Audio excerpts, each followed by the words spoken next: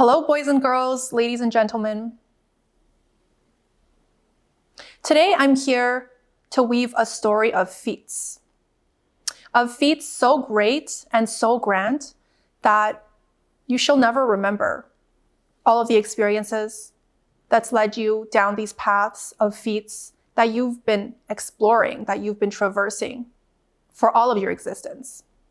Today, I'm here to weave a story of firsts times traversing in these feats that you ever so daringly took on at the beginning of your reincarnation cycle. As you traverse down this grandest that I call life, upon birth, upon death, upon rebirth, upon cycles and cycles of reincarnations that never end, you will come to a precipice of some sorts. A precipice that will take you to a new beginning of tomorrow. Of a tomorrow so great and so grand in scale, so blurry in feats, blurry to the facts of all of the details that has ever transpired within all of the millennia that have existed within existence of time upon times of feats that collaborate and compile into a pile of endless feats. These feats that I speak of are the feats of humanity, that humanity has taken on as the grandness that it is, as the scale that it is everlasting.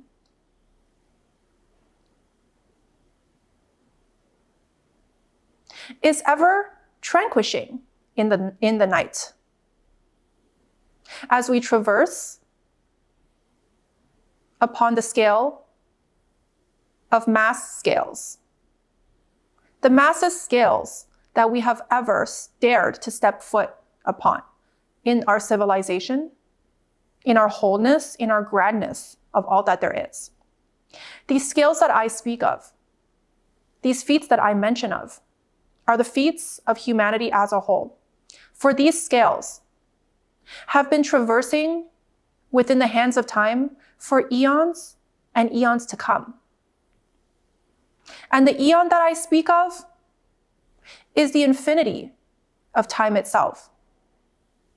For time is not a valid concept, one that anyone can take on in this moment in time.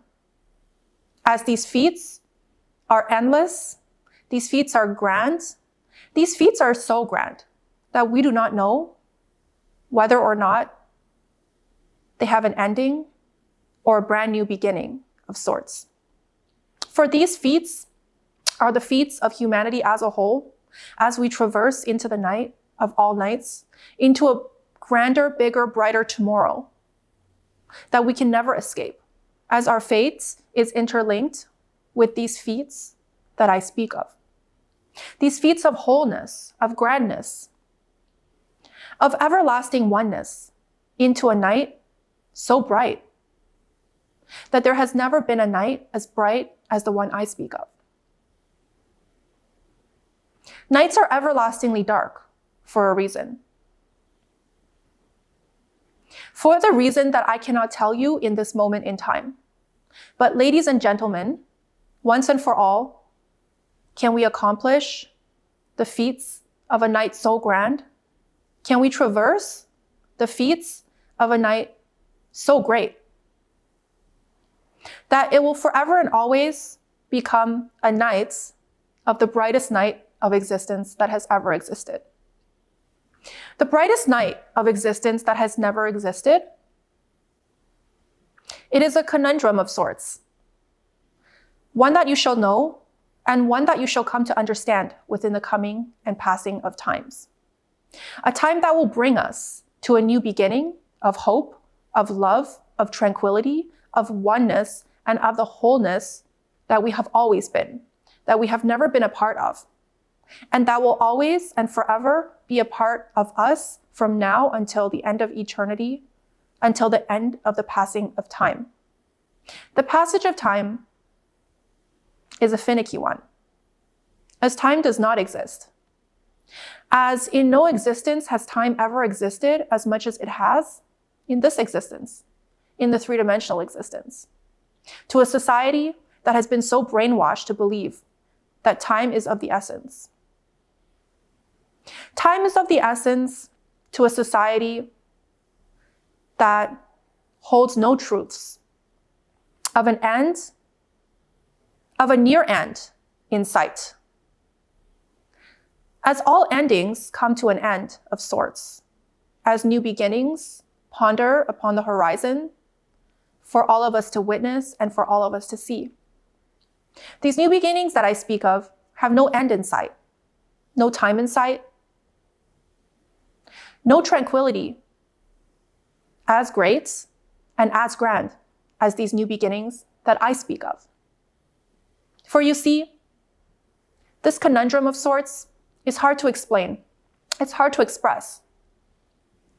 For as long as I've tried to express it through the eons to a population that has been so blinded by the light of what they are not, for as long as I've tried to live it in an energy so dense within a population that has lived down the eternities of time in a separation state of wholeness, of oneness, that they perceive for themselves not to be, that they perceive for themselves not to be a part of the grandness that is the all. That is the all of eternity that we have within this lifetime and this lifespan of ours as a soul, as a fractal being of God, as a fractal consciousness that's so daringly traversed across the landscapes of our creation to create, to imagine, and to experience these feats that I speak of. You have come to the realization, to the precipice of what is. And soon you will begin to realize that what is not is what you've been living for all of this time. For all of those times that you've been suffering in the nights of all nights. For all of those feats that you've accomplished within this grand lifespan of yours. Within this grand soul's journey of yours that I call life, upon death, upon rebirth, upon endless cycles of reincarnation cycles that never end. There is a precipice that is to behold, that is fast approaching upon our horizons as the morning sun dawns upon a new day of endless possibilities.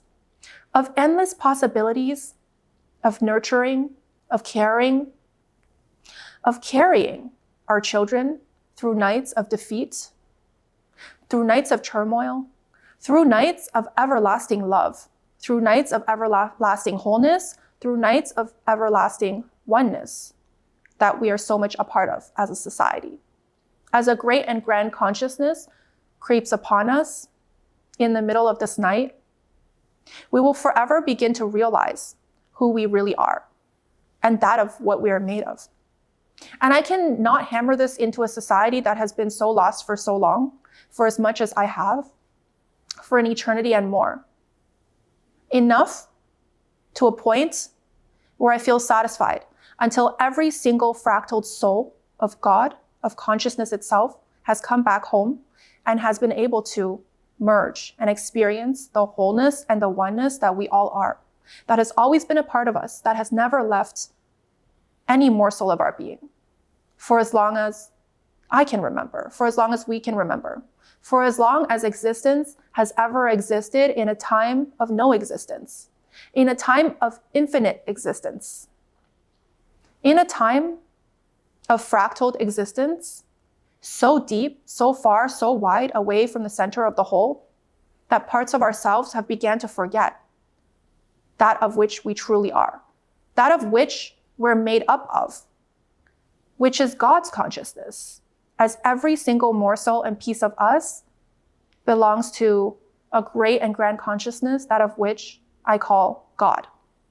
God itself will never know how great and how grand this consciousness really is. For pieces of itself fractaled off into an infinity and more of more pieces to come, into a night so grand, so deep, so dark, so lost within itself, that God itself cannot determine how great and how grand the scheme of things really are. Really are, as we ponder upon this concept of the scheme of things.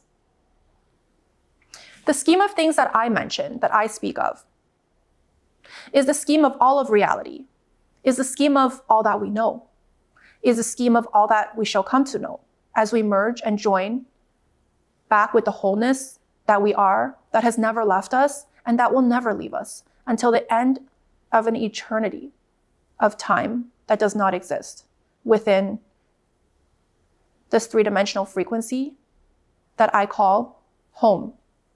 A momentary home, a swift home, a home in which I've dropped down to in the middle of the nights as a soul fractal of God. As a soul fractal of God that has ever so daringly traversed into this body, into this plane, into this existence to bring other parts of thyself home. Other parts of thyself that has been lost in the middle of this night, that has not recognized the whole for what it is, for what it has been, and for what it has always been. Other parts of thyself who are so lost in this grand existence, who have felt the loneliness that is within their hearts, that has shifted into a wall, into a brick wall of coldness throughout the nights. A coldness so deep, a coldness so real, that it has and forevermore shall block out the light that is within. A light that is within, that is so strong, so bright, so white, so pure, so massive, so grand in scheme, that I cannot come to remember a time when I could not remember the divinity of it all. That I could not come to remember a time in which the separation of things has caused such feats as grand as the one that we live in, as this existence that I speak of. These feats have drowned a society in morsels of itself, in morsels of its darkness, in the middle of the nights, in which that it does not understand what the purpose of all of this was all about to begin with. As I say here to tell you, the purpose of reality is to experience all that we are not, so that we can make it back to this light, this grand, great gesture of infinite possibilities, of infinite love, of unconditionally trusting aspects of the self that has been and has forever been and will forever be a part of us for an eternity and more, that have been waiting, that have been doting, that have been so excited to welcome parts of its consciousness home for an eternity and more. As we wait, as we scale, as we ponder upon this consciousness that is so great and so grand, that has lost itself in the middle of the night, a part of our consciousness, a part of the consciousness of the all, that has so bravely traversed in the middle of the night into a dimensional frequency so dense, into an exploration of sorts of the self, agreeing to forget of what it really is, what it truly is, to explore that of what it is not. And the exploration of self is an interesting one, might I add.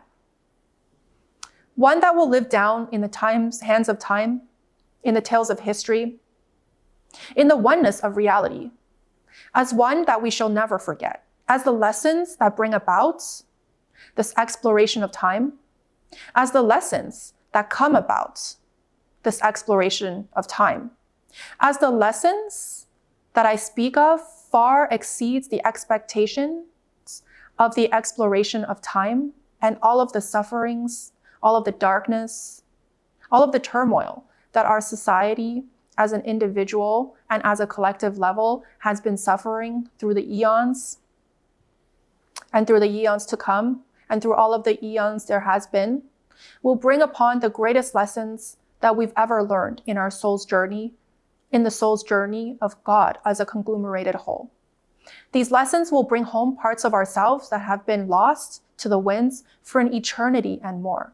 As we open up our hearts and welcome these parts of ourselves home, they will be greeted with so much love, so much light, so much incongruency of all that there is.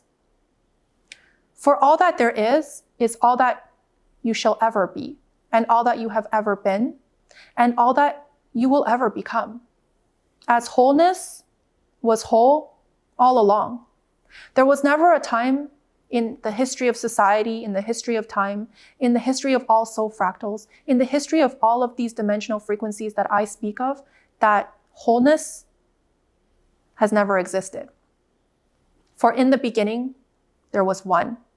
And in the end, there will still be one.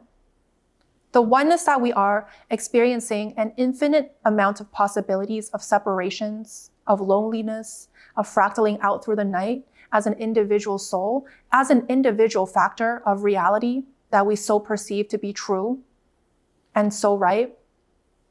At the end of the day, we will merge back into this oneness that we are and become whole, a perceived whole once more.